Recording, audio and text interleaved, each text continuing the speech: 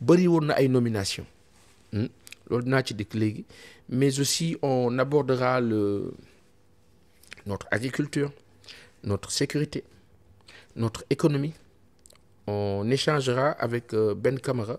di spécialiste en économie et gestion nekk fële ca dëkk tubaab ya ca nasaraan ya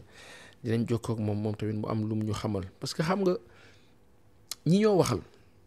ñoo di boroom xam-xam yi noonuy xamal lu bare waxtaan bi ñu fi amal keroog ak Aminata Diouf ak Moustapha Niang àdduna nga kaa waxtaane parce que le contenu était magnifique enrichissant moo tax agriculture bi il faut que kilifa yi ngeen bàyyiwaat ci xel parce que bu ñu demee ba chinois yi di ñëw di jënd garabu buy maanaam buy bu ñu jëmbat yooyu yëngeen lool dañoo jëmbat buy non chinois yi ñëw di ko jënd maanaam moom garab gi xam nga c'est-à-dire waa ji mën na ñibbi Chine sax mais moom nee bu demee Chine dina ne am naa seen garab Sénégal am naa fa ay garab c'est très grave loolu xaw ma ministre bi yëg na ko président bi yëg na ko premier ministre yëg na ko xaw ma mais c'est extrêmement grave noonu la ñu naxee ci gerte gi jël suñu ay semences paysannes yóbbu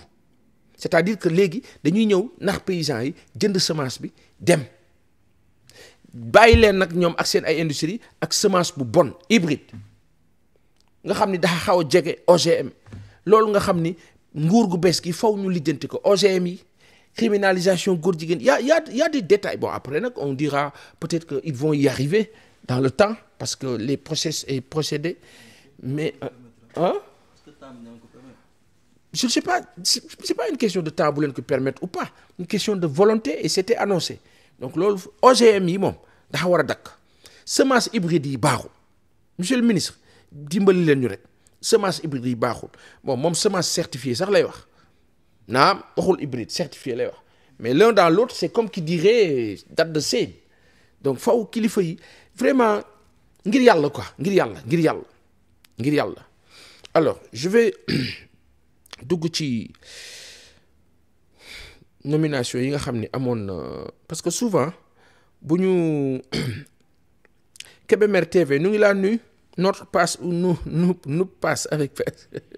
ndeysaan jërëjëf normalement vendredi c'est notre dimanche voilà yaa Seyda voilà c'est notre dimanche voilà normalement alors ñu dem ci nomination yi bu ngeen d'accord wax leen ma bu ngeen d'accord rek ñu dem ci nomination yi na ma kenn wax rek ne ma d'accord nañu ñu dem ci nomination yi sur les commentaires s'il vous plaît et veuillez partager s'il vous plaît veuillez partager s'il vous plaît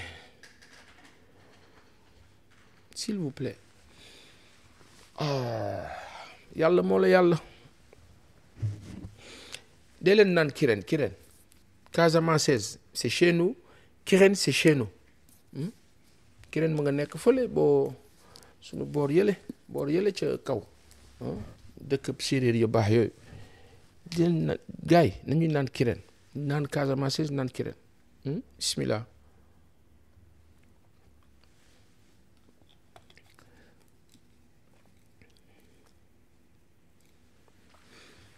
yaa rabbana voilà gars yi d'accord nañu Malick Ndiaye d'accord na Kébémer d'accord na parce que ñii ñu nommé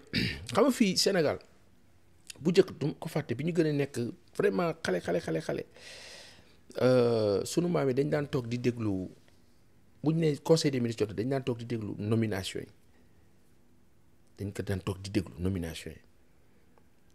comme ni population bi di defee pression positive naan non kii ñu waruñu ko nommer kii waroon nañ ko nommer noonu la jamono boobu meloon mais c'était moins rigide, c'était moins voilà quoi. Alors mercredi 14 mai 2025 président de la République dafa def ay nomination dañuy tàmbali ci colonel Ali dama comprendre nag madame colonel Ali madame chef de corps du bataillon dama xamul nag ndax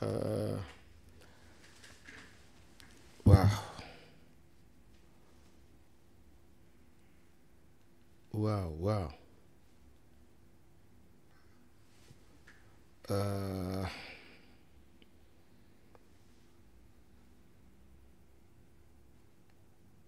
Waaw.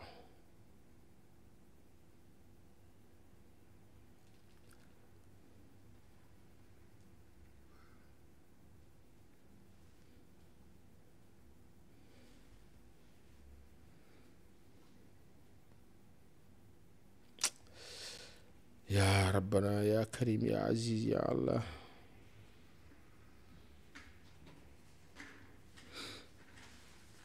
jërëjëf. gars yi partagé leen waay. Depuis Espagne fa ñu ngi leen di ziar Babacar Ndaw Fall ñu ngi laa nuyu bu baax. Rima Ndiaye jërëjëf depuis Maroc. Malick Ndiaye ñi ñëpp ma ngi leen di nuyu. bu ngeen partagé dama bëgg ngeen partagé yokk abonnement bi yokk parce que ñenn ñi dañuy jàpp ne oui c'est bon là le combat démarre. chinois yaa ngi ñëw Sénégal di jënd sunu ay garab ñu nga fees dell fële ca anacarde ba ca Ziguinchor Casamance chambre froide bu dul chambre froide jinne am nañ ko fa. sénégalais yi fa dëkk amuñu chambre froide yooyu bu yàggee ñu maar si sunu dëkk bi dañ koy ñàkk de. Sénégal bu ñu continuer nii Maroc su fekkee ni roi bi dafa ne nañ arrêté irrigation parce que ndox amatul Maroc tubaab yi seen dëkk yi di am jafe-jafe ndox. ñu xam ne que Afrique de l'Ouest mu ngi abrité moom ak le Sahara l'une des plus grandes nappes phréatiques du monde. La guerre de l'eau. dañ def attention de étranger yi di ñëw di jënd suuf bi di jël suuf bi di jël suuf bi di jël suuf bi attention ba pare nag dañoo fees dell ci dëkk bi man man daal lii xamuma lu mu doon. nañ def attention de bon non colonel Ali Mim chef de corps du bataillon des transmissions d'infrastructures moom la ñu nommé directeur général du chiffre et de la sécurité des systèmes d'information en remplacement de monsieur Babacar Ndaw admis à faire valoir ses droits à une pension de retraite. dégg ngeen El Hadj Bouya Amar moom la ñu nommé wala boog moo doon administrateur civil bi nga xam ni moo nekkoon ministère de l'intérieur et de la sécurité publique matricule 604 454 H moom la ñu nommé secrétaire général de l'école nationale de cybersécurité qui était un poste vacant au titre du ministère de l'agriculture et de la souveraineté affirmative et de l'élevage. Cheikh Tidiane Mbodj, colonel, précédemment ministre conseiller à la présidence de la République, est nommé président du conseil d'administration du ARA national, poste vacant au titre plutôt du ministère de l'enseignement supérieur et de la recherche et de l'innovation. Cheikh Tidiane Dièye. Alors, monsieur Mamadou Sarr, professeur titulaire des universités, moom la ñu nommé directeur général de l'université Rose Dieng. Rose Dieng defe naa bu mujj moom mooy l'une des plus grandes femmes informaticiennes ou mathématiciennes du Sénégal, l'une des premières, je pense. moom la ñu tuddee école boobu Rose Dieng suñu yaay boobu. Rose Dieng France-Sénégal, ex-campus franco-sénégalais et en remplacement de Magaye Gueye, admis à faire valoir ses droits à une pétition de retraite, ou pension plutôt, de retraite.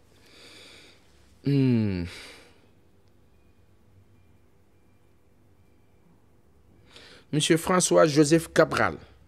professeur titulaire des universités, est nommé coordonnateur de l'Université du Sénégal orientale et en remplacement de Kandjoura Noba, admis à être l'un à faire valoir ses droits à une pension de retraite. Waouh. Monsieur Mamadou Maktar Mbakeley, professeur titulaire des universités, moom la ñu nommé directeur de l'école nationale du développement sanitaire et social ENDS en remplacement de Mohamed Daouda Faye. Madame Tigida Wagé, préfet du département de Birkelane moom la ñu nommé secrétaire général de l'université Assane Seck de Ziguinchor portant poste vacant au titre du ministère des oui c'est ça poste vacant waaye foofu à la ligne la waaye point à la ligne waaye ka def li alors au titre du ministère des finances et du budget monsieur Amadou Lamine Guissé corps administrateur est nommé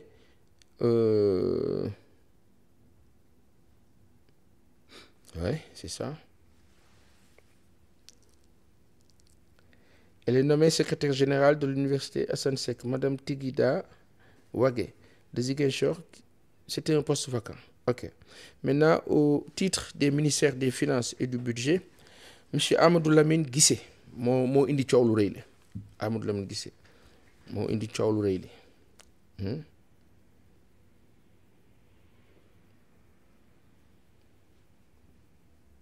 Amadou Lamine Guissé administrateur civil matricule 616 316 C est nommé secrétaire général de la Casamance de la caisse des dépôts et de consignation lu may lire le Casamance fii CDC en remplacement de monsieur Cheikh Déthié Law Seck. Alors pour le ministère de la communication, des télécommunications et du numérique monsieur Oumar Diène Sakho expert en régulation économique des secteurs numérique et postal est nommé président du collège de l'autorité de régulation des télécommunications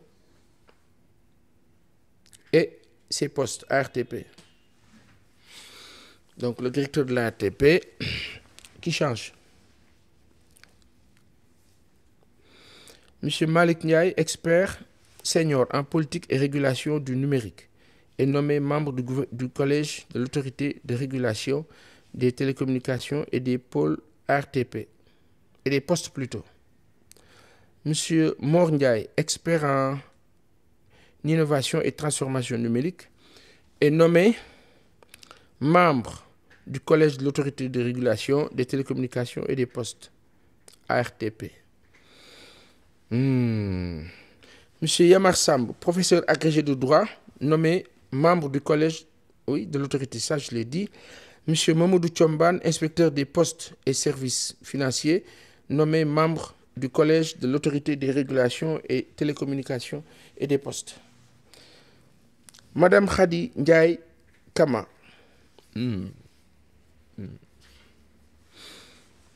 Madame Khady Ndiaye Kama, experte en fintech, innovation et transformation numérique est donnée membre du collège de l'autorité de régulation des télécommunications et des postes.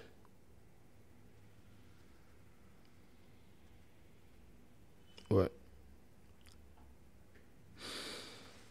Madame Khady Ndiaye Kama, oui. Madame Mana Mint Mohamed Saleh Aïdara, experte en régulation des télécommunications, ingénieure électronique, est nommée membre du collège de l'autorité de régulation des télécommunications et des postes ARTP.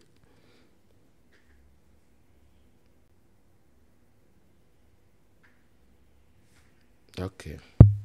Waouh. Alors, pour le ministère de la Santé et de l'Action sociale, Madame Khady Sibi Ali Badji plutôt, administrateur civil, matricule 616 251 M, est nommé secrétaire général de la pharmacie nationale d'approvisionnement.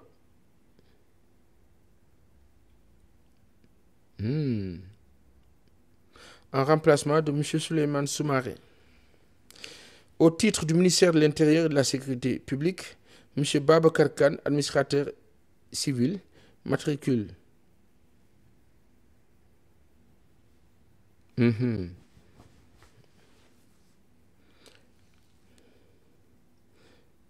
Babacar Kane, donc administrateur civil, matricule 616 301 G, nommé gouverneur de la région de Kaffrine et en remplacement de M.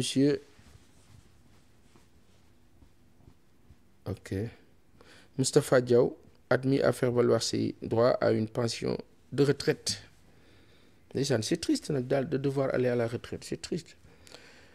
Mais looloo tax ñuy soxla les familles, la famille, soxla njaboot, soxla jegeñaale, n'est-ce pas?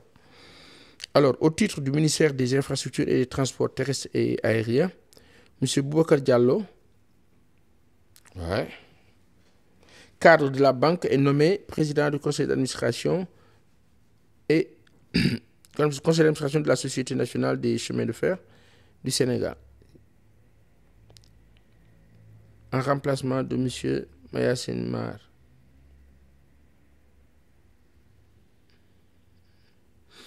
Waaw ah ñii la ñu nommé semaine bi kenn rek lañ ci coow di kilifa boobu gisee liñ ko coowee nag du dara lu dul li nga xam ni moo di nu ko tuddee du lenn lu dul dafa nekkoon APR féru bu fort bu danse ak ay voilà looloo indi coow li comme ni mu indee woon coow li ca awali bu CNRA indi coow li ci Samba Ndiaye. oui indi coow li ci Samba Ndiaye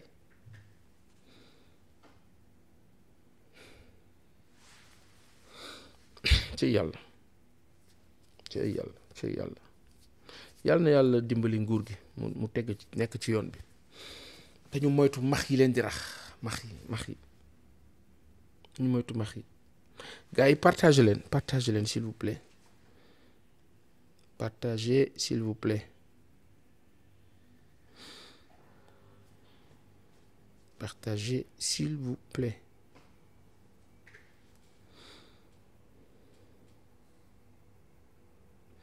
Baboucar Diop naka nga def mu ngi leen di nuyu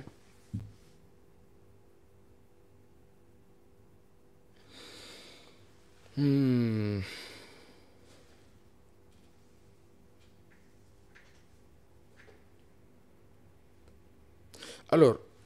il faut que ñu d'accord ci benn affaire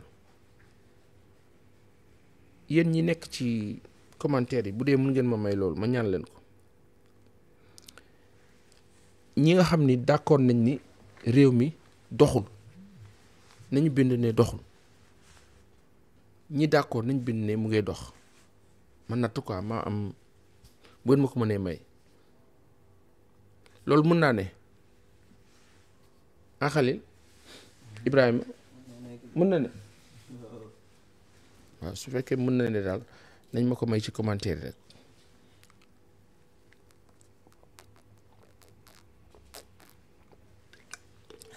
bismillah ajjuma tey jii moom Sénégal moom saa yu ajjuma jotee rek coow li jaxasoo xam nga émission télé yi dañu bari coow li et malheureusement ñëpp ay bokk lu ñoo waxtaane c'est extraordinaire xam naa ni tey moom Azura du doyal incha allah tey moom xam naa ni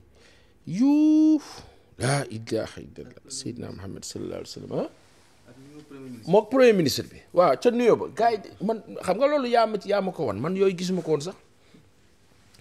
ki la dalal kay naw na la bu la nawul woon du la dalal waaye ñu naan loxo bi bi mu nuyoo tubaab bi ak bi mu mun de damaa waaru Sénégal gi mën nañu ruube de mën nañu ruube trop ah Baboucar nga ne alhamdulilah dox rien à la télé TV si poche Baboucar Sénégal mu ngi sant yàlla Sénégalais mu ngi sant yàlla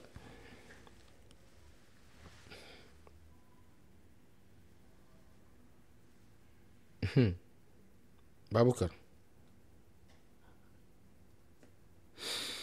yaa rabbana yaa karim yaa aziz yaa allah su ma jógee ci tënk bi nga xam dañ ko war a tënk conseil des ministres bi dinañ waxtaanee visite Ousmane Sonko bi foofu ca AS ngeen bàyyi ci xel bu baax réew Sénégal laa gis réew boo xam ni dafa am benn nguur bu fi nekkoon poñe ñu fii téye ñu fii xoj ñu napp nu nag non ñu jële fi nguur boobu yàlla dimbali ñu am ñoo xam ni jàpp nañ ni ñoo gën a vertueux ñoo gën a moins arrogant comparer. Maintenant on ne sait pas par quel subterfuge les gens se sont arrangés ba mu mel ni ñooñu problème lañu moo tax ma leen laaj nee leen ma ndax mu ngee dox wala doxul man de li ma jàpp moo de mu ngee dox xanaa kay yéex wala doxagul ni mu bëggee mu doxe waaye jàpp naa ni mu ngee dox jàpp na mag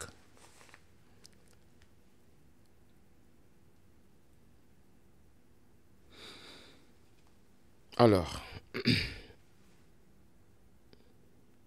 ñu dem ci conseil des ministres bi proprement dit ci li fa jot a xew yépp nga xam ni que waxtaan bu yemb bu am solo wala boog bu amoon solo la bu amoon foofu ca palais de la République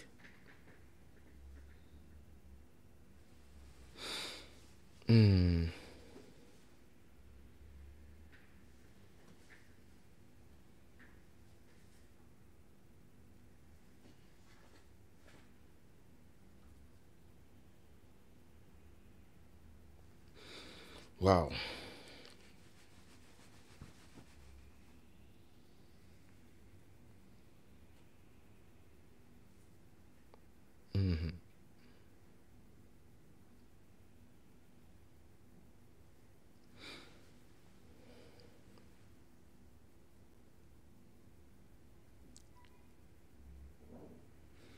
waaw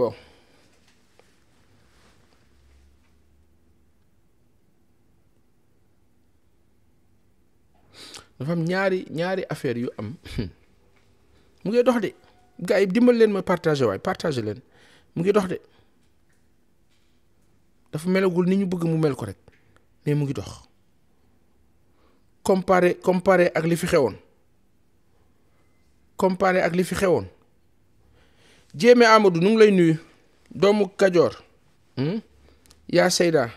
Ajaratu jërëjëf c'est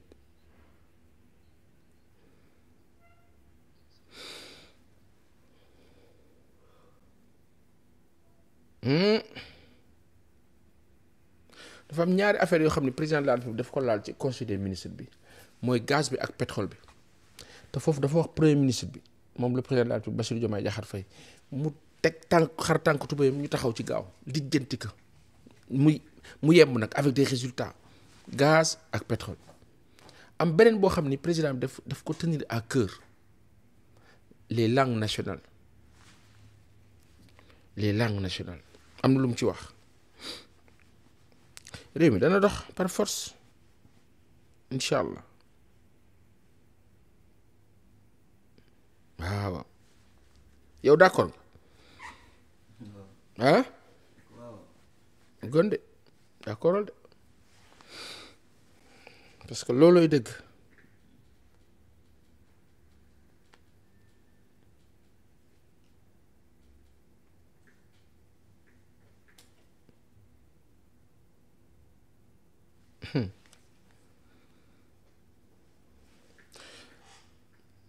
bon à l'entame de sa communication yooyu civilité yi la ginnaaw bi président bi gërëmee toute la communauté catholique ci Léon XIV bi nga xam ni moom la ñu def pape bu bees di américain